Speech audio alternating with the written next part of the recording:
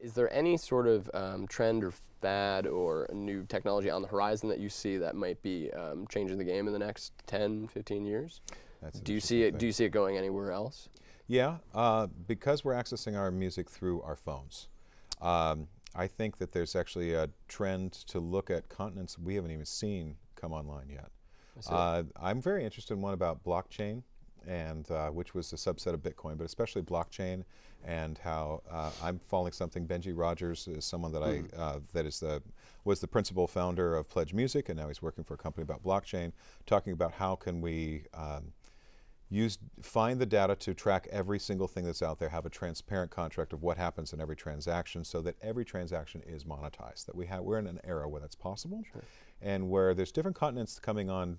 We have not largely in the record business, to use the record business as an example. There's continents, Africa, South America, a lot of Asia, Antarctica, I don't know what that would give us, but they haven't been record markets for us. And if everybody's going through a phone, including even a phone billing situation, that puts half the world that wasn't in the game, you know. Right. So I think that I don't even look at it necessarily as streaming companies or the telecommunications companies, because that implies that. Necessarily that I have the answer, you know, I'm not Madame Cleo with the crystal ball about how this is going to go. But I see that the way that transaction can be monetized, every transaction can be monetized, is something that's very different than the physical world, or even the streaming versus piracy, I don't know who you are kind of world. I think there's some neat things coming. Yeah, so it was like what you were talking about earlier about how if we had 3-4 million more people on the streaming services, everything would be back to normal. And I think if some of those more than 3, countries, 4 million. I think we need about 200 million if it's streaming. But you're asking 10 to 15 years out. I think it's everybody who has a transaction on their phone is actually trackable, whether they like it or not. It sounds very Big Brother, but we're already giving away our privacy all over the place. We know we voluntarily give it to, you know, a lot of the services that we use, right?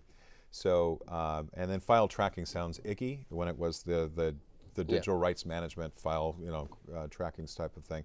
But the reality is we're here, and that we are not anonymous with what we do.